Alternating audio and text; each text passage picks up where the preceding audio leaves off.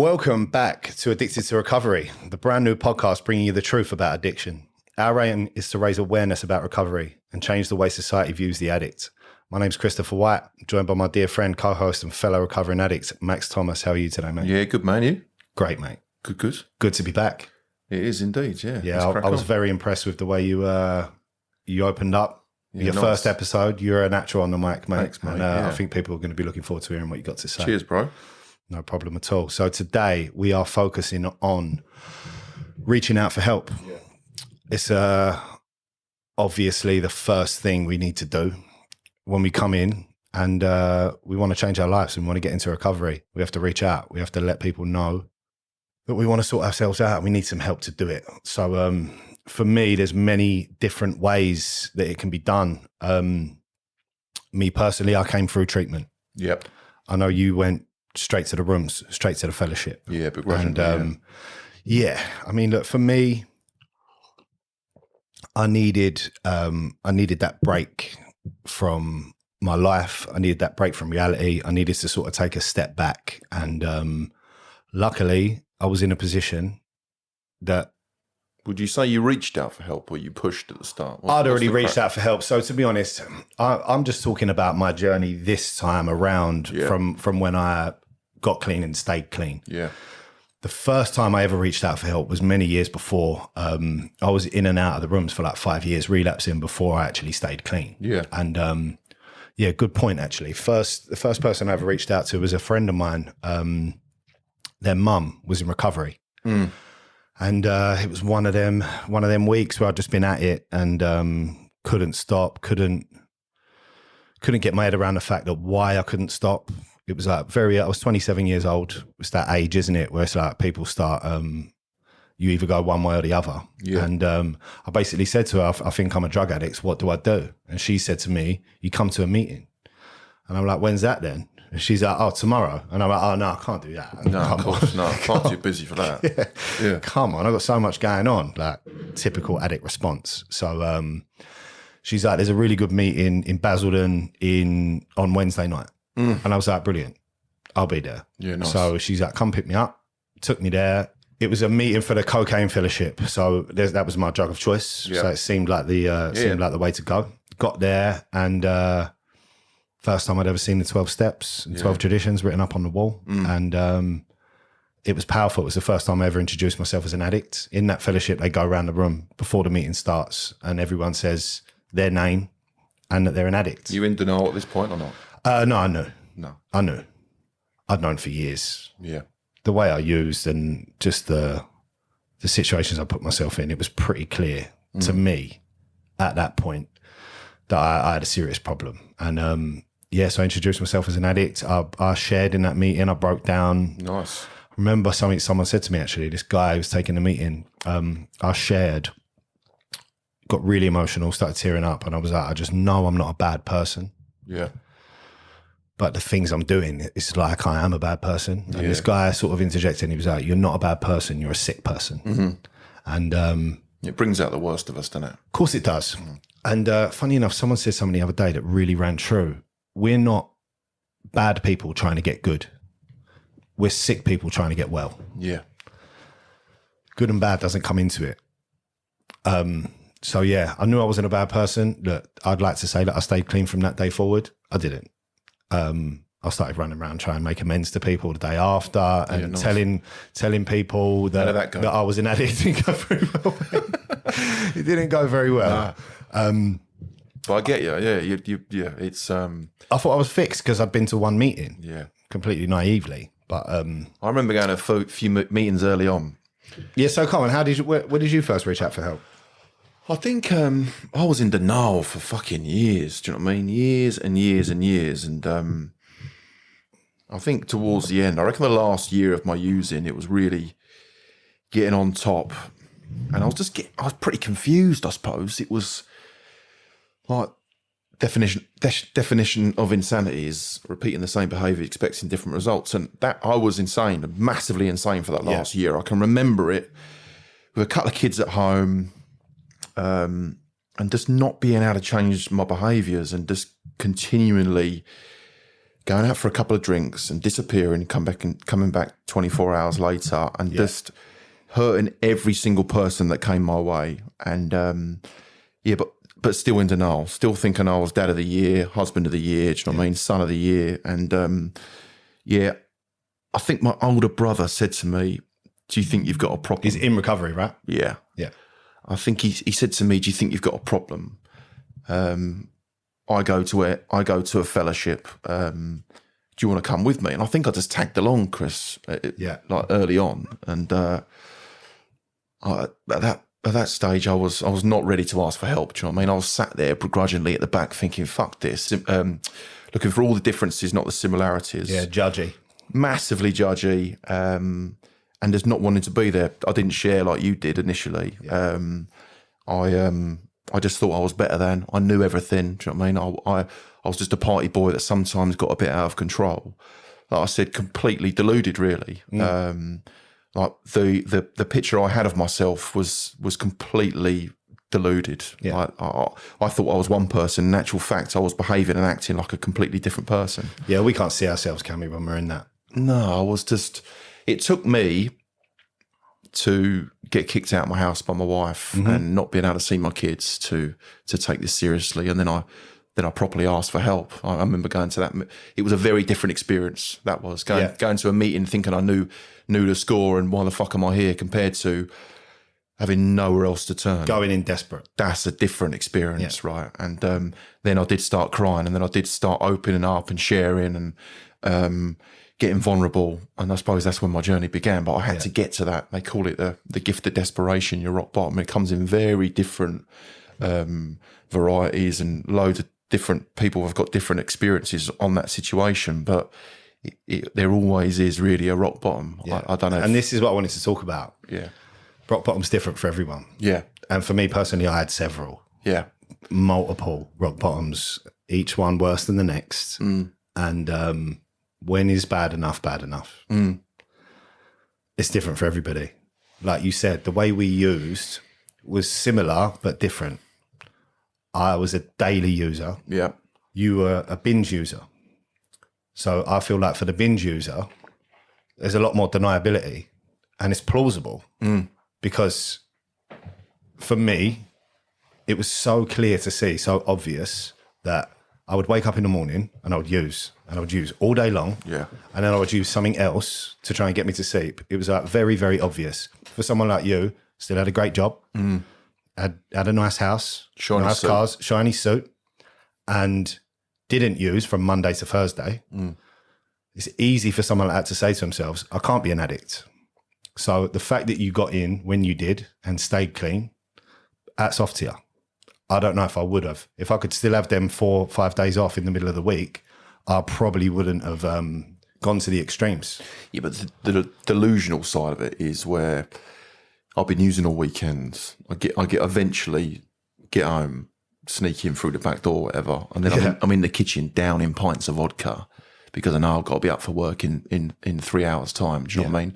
And then still not thinking I've got a problem. Do you know what I mean? That was it for the last year. The last year, like I remember tippy-toeing on the kitchen floor downstairs, not to make hunting for booze at like 5 a.m. What did you think that last bit of booze was going to give you? Just to try and get me off to sleep. Okay. Yeah, it was not. I was way past trying to reach a high at this point. Yeah. But I remember down in pints of vodka and feeling that fucking alcohol going. This will help. Yeah, it's just madness. Then going into work and trying to be this insurance guy, do you know what I mean? Yeah. It's like, fucking hell. Yeah. It's insane. It's exactly like you said. It's absolute insanity. But how offensive is that to say to someone that doesn't think they're insane, doesn't know they're insane? When you start reading the definitions and you look at step 2 when it's like insanity, I now know I was completely and utterly insane. I would wake up every day being like, today is going to be different. And I would do exactly the same things as I'd done yesterday, like you said, expecting a different result. It's just never going to happen, is it? I'd feel terrible, obviously.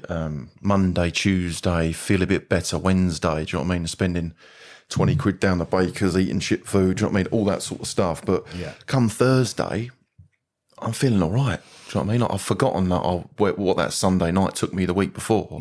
I've forgotten the pain that I caused my missus, and I wasn't around all weekend because I was hungover or just not about. My kids didn't see me. Come that Thursday, that's how cunning and baffling this illness is, right? Come that Thursday, I'm ready to go again. I'm ready to go again. We recover really quickly. Yeah, and then the Friday comes round. In the shower, I'm talking to myself saying, tonight's going to be different, Max. You're going to have a few beers, do you know what I mean? Have a laugh, get a kebab and go home at 11 o'clock. And then... Tea time in the morning or something. Yeah, exactly. Then come Sunday night, I'm walking in at 5 a.m. again. It's just... And when is enough enough? Do you know what I mean? I think I truly believe, and this might sound sick, if I didn't have a wife and 2 kids, I'd probably be still doing the same stuff because I wouldn't have had the consequences.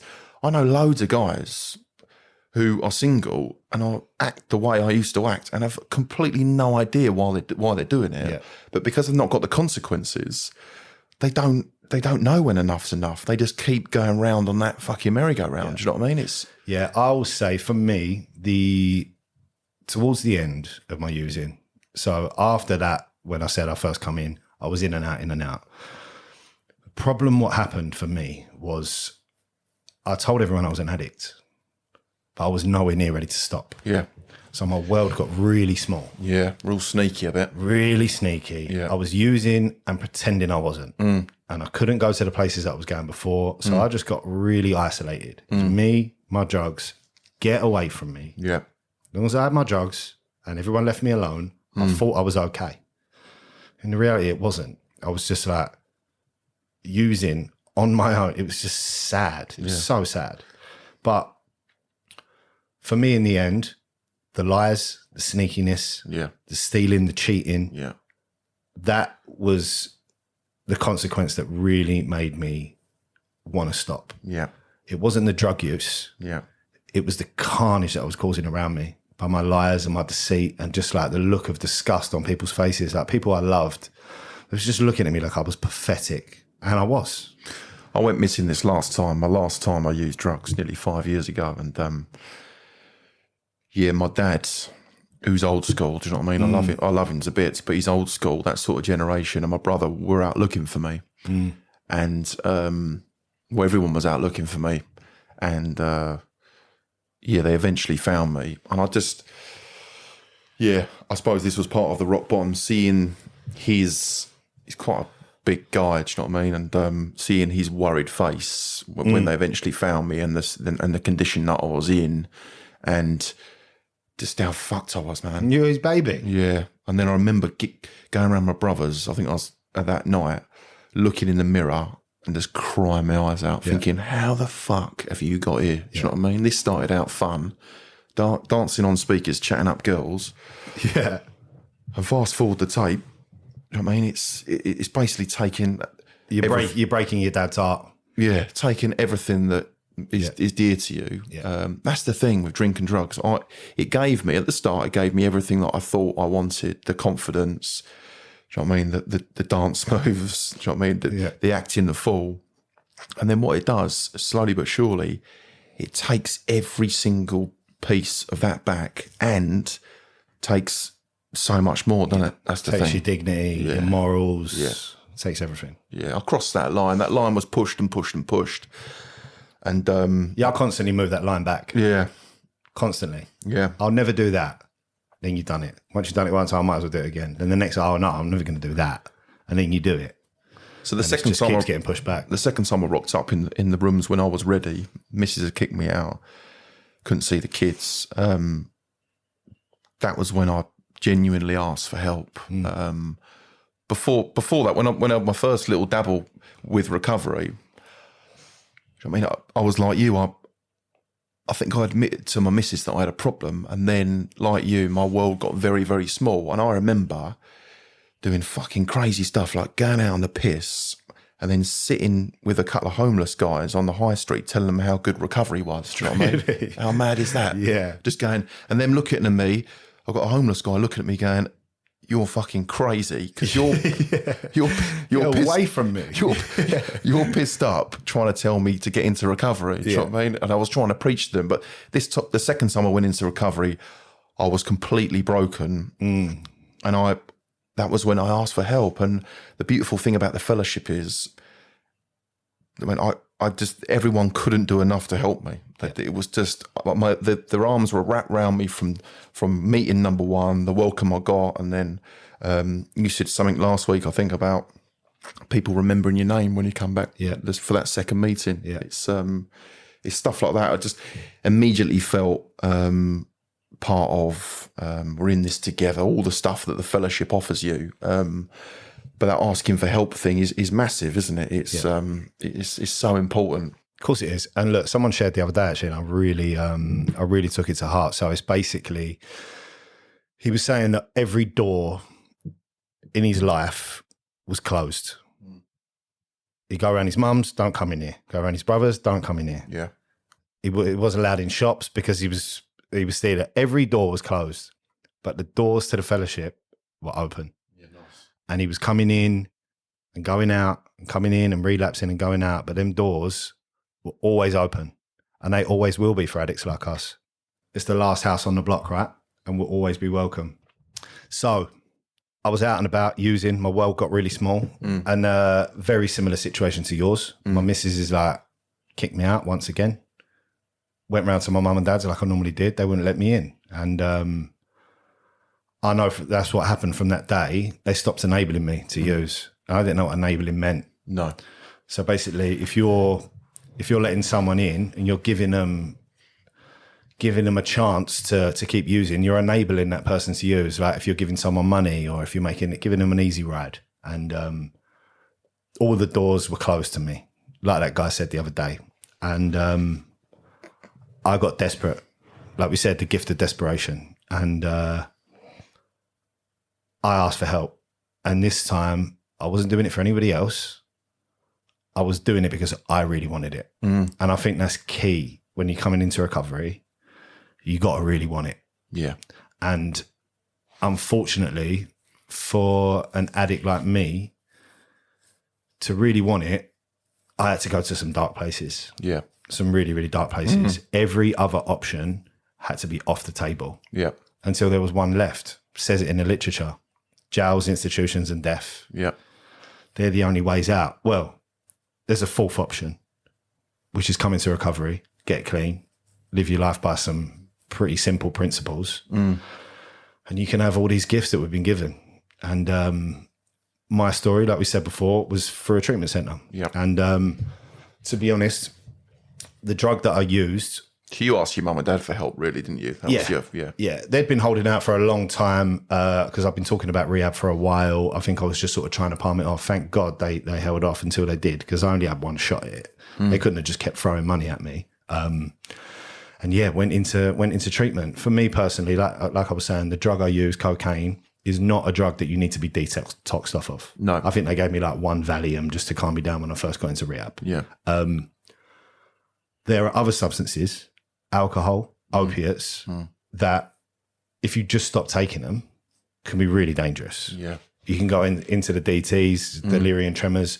You can withdraw so badly that it can actually kill you. So when people need to reach out for help, or when they do and they first get into recovery, it's all well and good saying, oh, you can go straight to the rooms. But if you're heavily addicted to alcohol, physically addicted, or heavily addicted to opiates, there's certain steps that you need to take. Yeah. And funny enough, I was talking to a lady earlier on who's really, really well known and does loads for the drug services, local drug services. Great, and she just gave me a little bit of information. So basically, you don't have to go to an inpatient treatment center. Okay. They're really expensive. Yeah. Not everyone can afford it. Sometimes there's funding available, but it's a very, very small percentage that will ever get that opportunity unless they can pay for it. So there's a lot of local drug services that you can go to. There's a thing called an ambulatory detox client. So the client will come in, sit down, get assessed. They'll talk about what drugs they take. The people at this drug center will then offer levels of care. There's normally one-on-one. You'll come in. This is all free, is it? It's all free. Amazing. So they'll come in, they'll get put on the right prescription. Yeah. Because a lot of people, like a guy we know, was coming to the rooms for a long time. Yeah. And he couldn't pick up his first key ring because he technically wasn't clean because he was still on his prescription. Yeah. slowly weaned off. And this happens a lot. And I really take my hat off to them people. Amazing, yeah. So yeah, they'll put you on certain drugs. If you're an alcoholic, you might be on Librium. And then after a while, they'll put you on acamprosate, which are like drugs that help you wean off of certain substances. For me, my problem was with cocaine. There's no physical withdrawal. So they say, me personally, I sort of disagree with that. Scientifically, you're not going to die if you stop taking cocaine. No. But for me personally, I would withdraw off cocaine really badly. And to the point where I needed to use again. But apparently it's all psychological. Powerful stuff, right? Yeah, amazing. So, yeah, people come in and get help through the drug services, which is always, pretty much always, they'll be steered towards certain fellowships where they can come in, start working with other addicts. Yeah, I think it's good to say that you're not going to get in trouble, are you, to go to the drug services and say you need some help? I think that needs to be mentioned, and because I think a lot of people out there who are struggling are probably thinking they keep on struggling because if they come forward and own it, that they're going to get in serious bother. And I think this is a good platform to say that, asking for help is such a brave thing to do. Look, in today's society, especially men, it's sort of frowned upon to ask for help, and it's fucking backwards. Massively. Yeah. It's Don't talk about feelings. No. And these the drug services, like you said, Chrissy, are phenomenal, aren't they? And the people that give up their time to help addicts and try and get them on a better path, my hat goes off to them. And this is why, so look, being drug addicts ourselves, or being addicts ourselves, we're uniquely qualified to help the people that are still suffering. For me, I did lots of counselling and stuff before I ever came to the rooms, and I really struggled with the fact that it was like a transaction. Yeah. Remember you saying, yeah. And what happens with the fellowships and with one addict helping another, it's for free. Yeah.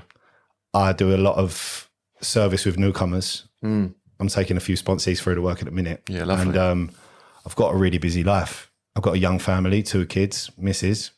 I run my own business. And I still make time for these guys because it's the therapeutic value of one addict helping another.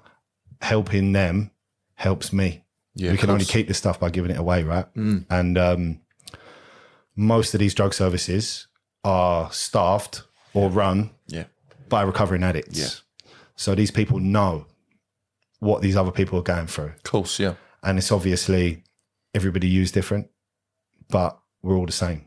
We use different. Our feelings and our emotional response to the drugs we took were very similar. It took, at the end of the day, it took us to the same place. We met in the fellowship. Yeah. So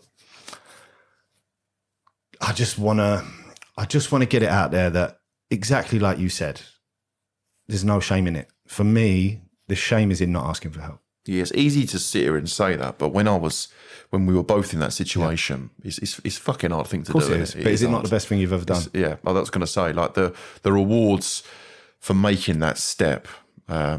It's just, I'm living a life now where one of the bonuses is that I don't use drink and drugs, but I can be myself. Right, I'm a lot more caring, kind. I give my time freely to. I've got some sponsees myself, and I give my time freely. One of my favourite things in recovery is seeing the newcomer come in. I was out of one last night, went for some fellowship and some food, and this chap was 60 days clean, and I could just see the lights, his sparkly eyes, man. And I was looking at him. He probably thought I was a bit weird, but I was looking at him across the table. I was just thinking, wow, because I saw this guy come in 60, 90 days ago, and even that short period of time, he's just got that hope, that bit of a spark. Yeah. And it's all come from him saying, I'm fucked, I need some help. And this guy's 55 probably. And it's so brave, and there's such power in that, I think, to want to change your life, right? We only get one life, don't we? It's very fucking short. And I just think to have that courage to say, no, I'm fucked, I need some help. It's massive. It is really massive. And how massive do you think it is to surrender Yeah, huge. Right. Yeah. Common misconception. People think we're fighting. We're not fighting. The minute you walk in and hold your hands up and surrender, the fight's over. Yeah. People say to me all the time, oh, that must have been so hard, getting clean and staying clean. You must have so much willpower. And it's the opposite. What was hard for me was using drugs daily. Yeah. That was a rat race. It was constant.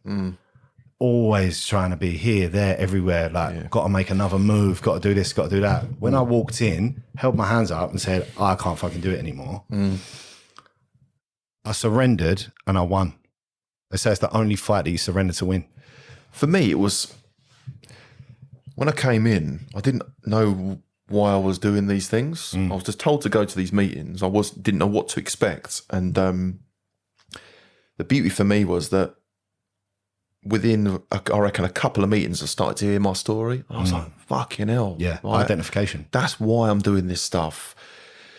Because they talk about, I didn't quite fit in when I was a kid, or life scares me on a daily basis. I struggle to open my post. Loads of just really weird, quirky things. And I was thinking, they're not talking about drugs, these guys. They're not talking how I let my parents down, or wasn't very good at communicating when I was at school, all that sort of stuff. And like, it was, light bulbs were just going off in my head, and I just wanted more straight away. I wanted more. I wanted to learn about me. It was sort of I was, for the first 30, 60, 90 days, I was really holding on for dear life, trying not to use. But very quickly, I just cottoned on. There's so much more to this illness, right? It's not actually that much about drugs. No, it's not. It's mad, ain't it? Yeah. It's really not. I've just got a discomfort for life, basically. Even 5 years clean, I can wake up and feel completely alone. Do you know what I mean? And struggle with just the most basic of tasks, even getting out of bed to struggle sometimes. But today, I've got these tools and people in my life. I was just about to say, what do you do when it comes on you like that? Yeah, it's more I've been programmed to, I do a prayer to my higher power in the morning when I'm walking my dog normally, just to, and it's normally my prayers about other people. So straight away getting myself out of self. Out of self into helping others.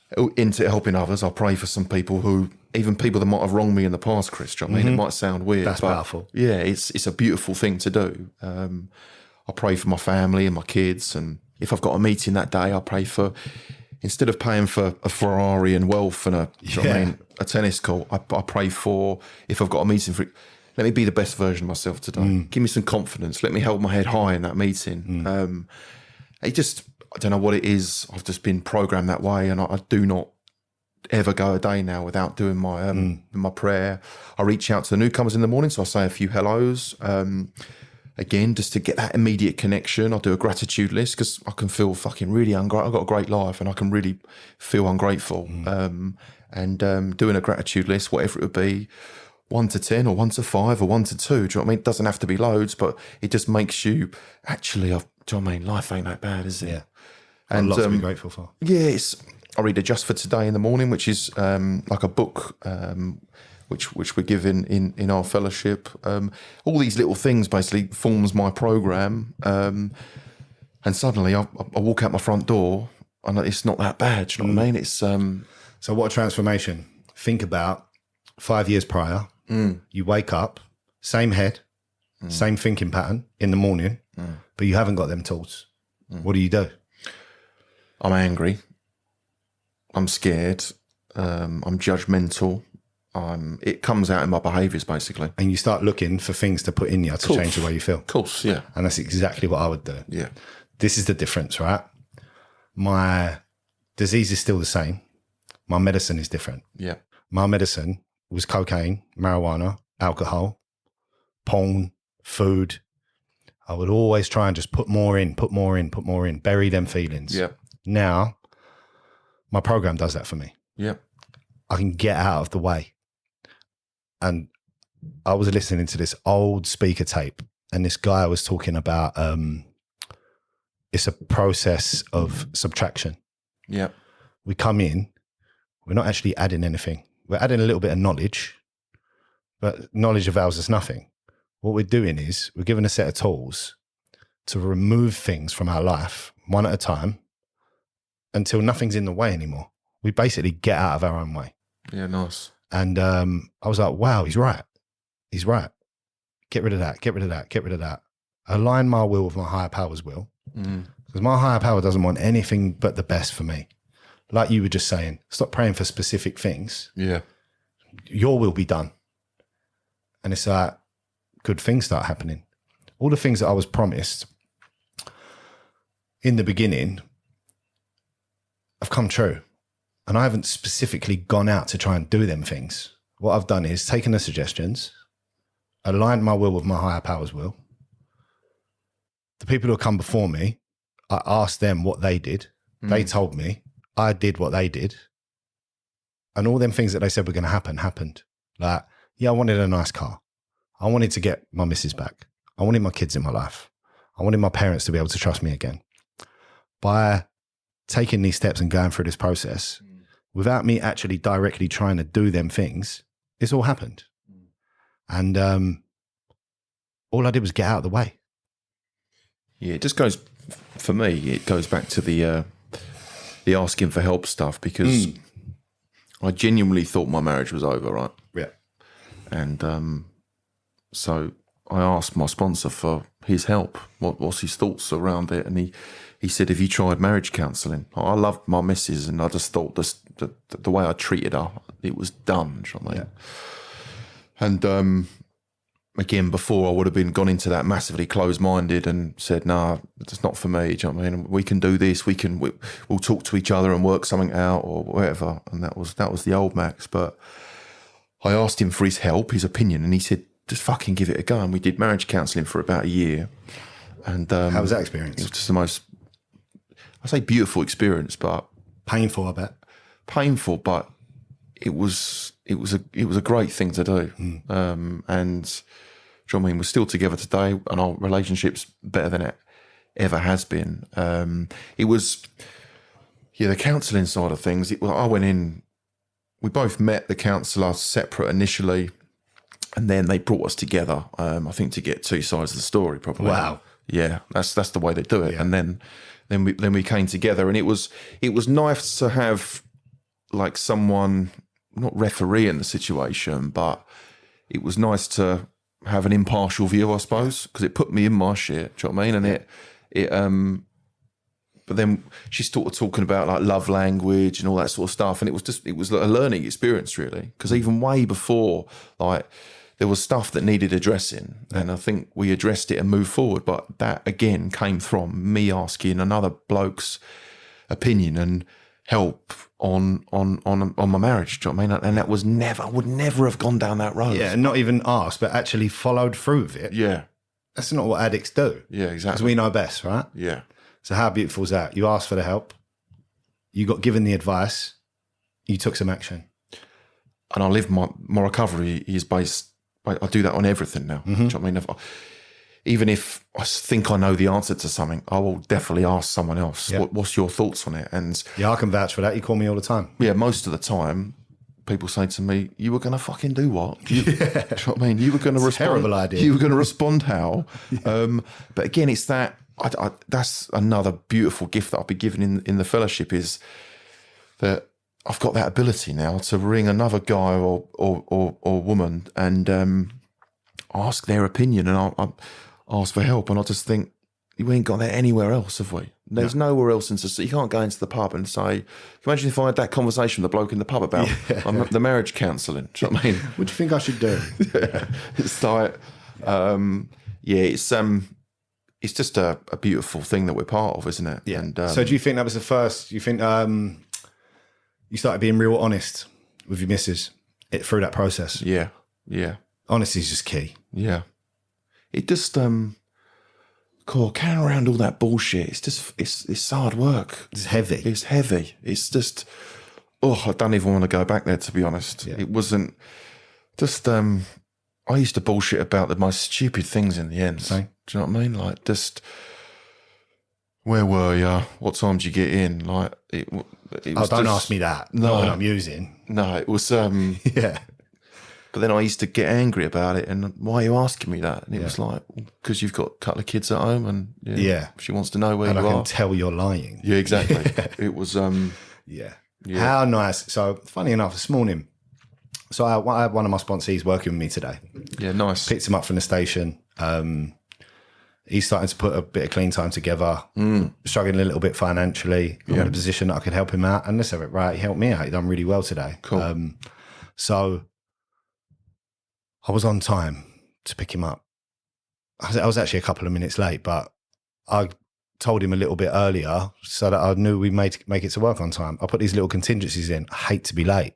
I used to always be late. I got there. My missus called. I had a lovely chat with my missus. You're not worried about what's she going to say, right? Of course I'm not. No. I know she hasn't found anything because I'm not hiding anything. So she called, had a lovely chat with her, got into the job. Phone rings again. It was my mum. I'm like, brilliant. Answer the phone. She had my oldest boy over for a sleepover last night because the missus wasn't very well. My boy just wanted to talk to me in the morning before he got to school. My mum wanted to see how I was doing. The client was happy to see me. I was on time. And God, it's just stress-free, isn't it? I put the phone down and just looked at my young sponsee and I was like, what is my life today? It's like, I'm honest. And to the normal person, that sounds basic, but... So basic. Yeah. But it's for someone like me, and let's have it right, for millions of other people, that is uncomprehendable. Yeah. Is that a word? For other people like me, that is completely out of the question. You just cannot be done. The most basic, simple stuff. Like you said, when you looked in the mirror and broke down and cried, I couldn't shed a tear. No. That simple human ability to cry, it wasn't in me. My granddad passed away. I loved my granddad dearly. I felt nothing.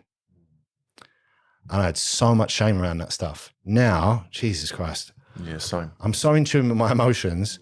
Tears come to me easily. I say Maybe to my missus, sometimes a little bit too easily. I say to my missus, I'm always on the edge, you know what I mean? Yeah. Like, always on the edge. I write poems, right? Yeah. I got into it a little bit. My mum does a bit and I do a bit. And so when it was my sister's 40th, I did a poem for that. I couldn't read it because I just cried the whole way through it. My auntie had to read it. And then my auntie turned 70 and I did a poem for that, like funny poem sort of thing. And it was just, I just literally, the first line I was broke. I don't know, because I suppose I'm so in touch. You put your heart in it. Yeah, and I'm so in touch with my feelings now. I suppose the masks are all down and it's just raw. Do you know what I mean? I'm building up these experiences and these, I'm building up these defense mechanisms, I suppose. It's good to cry though, man. I feel of course it is. Yeah, like you said, I never used to cry before. I suppose the thing with me, Chrissy, the main difference for me now is I was so fucking selfish, so selfish, and didn't know it as well. People, it's a self-centered disease. People used to say to me, my parents used to say to me, my wife used to say to me, "You're selfish," and I was like, "Nah, fuck off." Do you know what I mean? And it's a huge change in me. Like step 6, 7 in the fellowship is about change, and it's been one of the biggest changes. I still can be selfish at times, of course, but of course, it's when you're self-centered to the core like we were, it's always going to be there, but we can acknowledge it and we can change our behaviour. Yeah, the whole world used to revolve around me. Do you know what I mean? And today is definitely different. I put the myself world's out. a much bigger place today. Yeah, I was consumed by myself, and nothing else mattered. It was, and a lot of the time I wanted to feel good all the time, and the only way I could do that was by putting a load of... Yeah, that's a great explanation of what addiction is. I need to feel good, and I need to feel good now. Yeah, and I'll do anything to feel good, basically, Yeah. How about on the flip side that all we needed to do was stop using, and now we feel good all the time? Majority of the time. Yeah. I'd say 95% of the time, I am just great. No, you are. No, yeah. I'm just great. Yeah. I really am. And developed a bit of patience and tolerance because I was so impatient, intolerable. I'll be standing in a queue in a shop and there'll be 2 people in front of me. And I'm like, hurry up. Stop doing whatever you get out of the way. Yeah. Serve me. Yeah. Right? Pull up at McDonald's drive-thru. There'll be 3 cars there. And I'm like, how dare these people be in front of me? Yeah. Today, I pull up like, take a deep breath. Sometimes I don't even need to, and just go with the flow. It's not needed, is it? It's really not needed. I've got a young baby at the minute. We had a really sleepless night the other day, and I had to be up at 6 a.m. to go to work, and it was sort of like 1, I was awake, 2, I was awake, 3, I was awake, just nodding off, baby's up again, nodding off, baby's up again, and I just said to my missus, like, "Are you okay? Is he okay? Is there anything I can do? Can I help you?" And then eventually got some sleep, woke up in the morning, and my missus said to me, she was like, "You were great last night. Thanks for helping." And things like that just didn't even come into the picture when I was using. I'm like, how dare you make this noise? I need to be up at 6 a.m. I pay the bills in this house, and just like me. And I could still fall into it though, man. Honestly, I can. Me too. My little boy was poorly the other month, and it was like middle of the night, and my missus said I need to take him to the hospital. And my go-to reaction was, it's the middle of the night. Do you know what I mean? Yeah. It's fucking sick to admit that, but that was. Then I sort of snapped out, and then but I still was in and out. I didn't actually think it was as bad as it was. He had to have his appendix out in the end. It was pretty dark. But once it was on, I was all over it. But my immediate was like, I'm asleep. Do you know what I mean? Yeah, it's me. Leave me alone. That sounds fucking sick, but it's... But look, for me, stuff like that is, you said you snapped out of it quickly. Yeah. It's a good indicator of how well we're working our program, about how quickly we snap out of them things, because they'll always be there. Right? But if we get consumed by that self and we let our self-will run riot, we have to suffer the consequences. That shows to me that you're working a good program and you're in tune with yourself. Yeah, the beauty is what this program offers me. That night or the night after, I did a step 10. I saw an inventory, and on it was the way I reacted to that. Do you know what I mean? And I think if I continue to react like that and continue to be, and self-centeredness and selfishness came up on my step 10, then me and my sponsor would look at it. Do you know what I mean? So that's the beauty of it. You ain't cute when.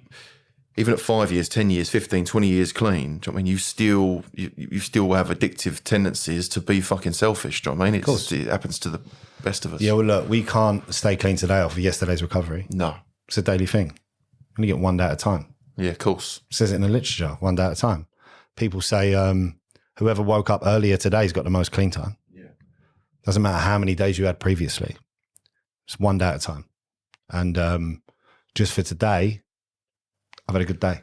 Yeah, I'm hard on myself sometimes, I suppose, because when you look at where I am today and the dad I am today, a husband I am today compared to 5 years ago, it's chalk and cheese. So, but doing that thing in the middle of the night with my son, for example, I can come down on myself like a ton of bricks. But you did wake up. Wanker and And you did do what you were supposed to do. Yeah.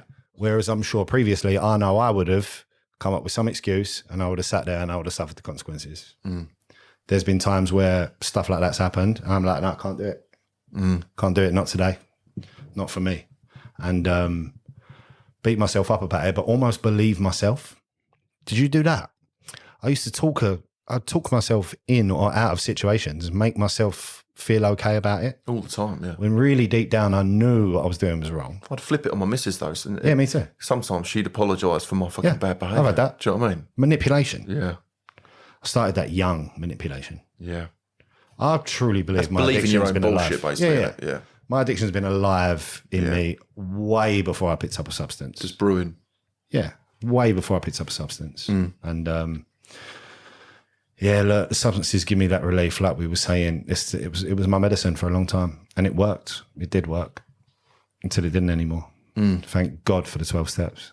What about your support system now? Talk to us a little bit about that. So, you got many people wrapped around you, or? I've got a core group, small, tight group. Yeah. You're in it, you know that. Yeah. I have regular contact with my sponsor. I have regular contact with my sponsees. Yeah. And there's a few little people dotted around that I've sort of met, bonded with through my recovery. Yeah. And they're my go-to guys. Yeah. The best piece of advice I could give you is don't only use the tools and the people and the resources available to you when things are bad. Yeah, of course, yeah. Because I have a tendency to do that. When things are okay, I don't reach out. And then when it comes on top, then I want to throw help at it. I've got better at that though. Maybe it's because I'm a couple of years ahead of you, but No, I'm saying I've got much better than that. Yeah. I used to do it in the beginning. It was like you say, with step 10 inventories and stuff like that. I would only write them when it was bad. Then I got into a habit of doing them regularly. Yeah. And you catch the patterns before the behaviours start getting off key. Yeah. Same with sharing, though. If I've had a good day, I'll share because I think it's so important. Do you know what I mean? Because there's a lot of people in the meetings who have had pretty shit days. Do you know what I mean? Pretty shit years. And again, they need that fucking light at the end of the tunnel. They need to know that, okay, if I apply myself, I can have a good day. That good day's around the corner, right? And it's so important. And I tell my sponsees to act like that as well. And because I was suggested by my sponsor to act like that because it's, you can't. There's lots of doom and gloom out there, especially when you're using or just coming back out from a relapse or just coming into the rooms or you're new to recovery. And you need to hear that hope. Do you know what I mean? That's what got me to stick around. If it was all doom and gloom and these fucking guys were 15 years clean, sharing how shit it was. Of course. Well, look, it's a mixture of stuff. There's humour. Yeah. There's lightheartedness. There's darkness. There's sadness. There's happiness. It's a full range of emotions, right? And every meeting's different. Everyone who's sharing is different. Everyone's got a different story. And you know what? That's what keeps me coming back. It's the people. Yes, I love going to meetings, mate. I absolutely love it. Yeah. It's like I said, we went out for fellowship last night. There was 12 of us. Went for a tie. It was just fucking laughter. The whole thing was laughter, and it was beautiful. It was really like, I don't know what it was. I walked out of that restaurant with a warm, fuzzy glow around me, and it just people say in the rooms it tops me up. Do you know what I mean? It's like when you go to the petrol station, top your car up with your fuel. Spiritual tank's topped up. That's it, man. And you can walk about for the next 2-3 days, but at the same time, very quickly, if it runs out, do you know what I mean? Like it does run out. Yeah. You have to keep topping it up. Yeah, it's a good analogy, that. Great analogy. Yeah. But also for me, there's so many different ways of topping it up. Yeah. So many different ways. Like whether it be prayer, meditation, making that phone call, working with a sponsee. Yeah. Like I recently shared in a prison. What an experience. Yeah, nice. What an experience. It was like, I come out of there so topped up. Yeah. Really, really topped up. And it added to my gratitude because then people can't leave. They've made mistakes. Yeah. They're banged up. Yeah. I'll get to walk around.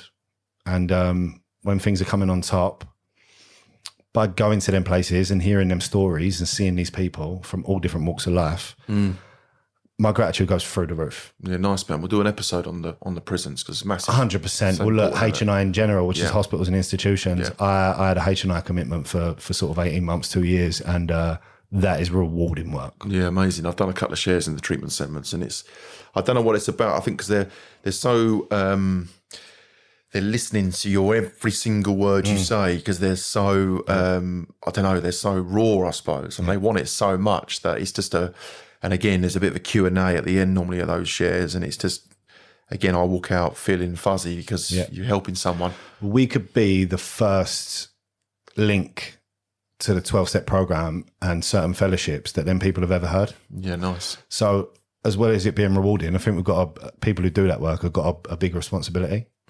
I've taken meetings into treatment centres and seen people from there in the meeting, and they're like, I'm here because you came there and told me that this was here. Yeah, nice. So that's another thing, sort of ties this all back to the beginning about treatment centres. And when you first come in, you'll get detoxed, you'll get fattened up a little bit, they'll give you some nice food, you'll do a bit of counselling. When you leave treatment, you're out in the big bad world. You've been in a safe little bubble. That's when you need to throw yourself into the program. And I've seen the people that come out and the people that throw themselves into it. And I've seen the people that think they're cured when they come out of treatment. And the ones who think they're cured they're not around anymore. I'm not saying they're necessarily dead, but you don't see them. Yeah. And the ones that do come out and throw themselves into the program are the ones that are thriving. There's a guy, I think he's coming up on 2 years. Yeah, nice, man. The first message he ever heard was me talking to him in a treatment centre. Beautiful. Yeah, that gives me a really good feeling. I'll finish on, look, if you're struggling out there and you're worried to ask for help, my experience around it is fuck it. What else you got to lose? Do you know what I mean? It's what have you got to lose? Because continuing your behaviours out in the big world, using and hurting people, there's no fucking future in that. My experience is there's that asking for help was the moment when my life took off. And I couldn't recommend it enough. It's your journey begins. You know what I mean? There's a lot of life to live out there, and by not asking for help, you're idle. You're not moving forward. Very well said. I couldn't agree more. I thought when I came in that my life was over. The opposite is true. My life literally begun, and long may it continue.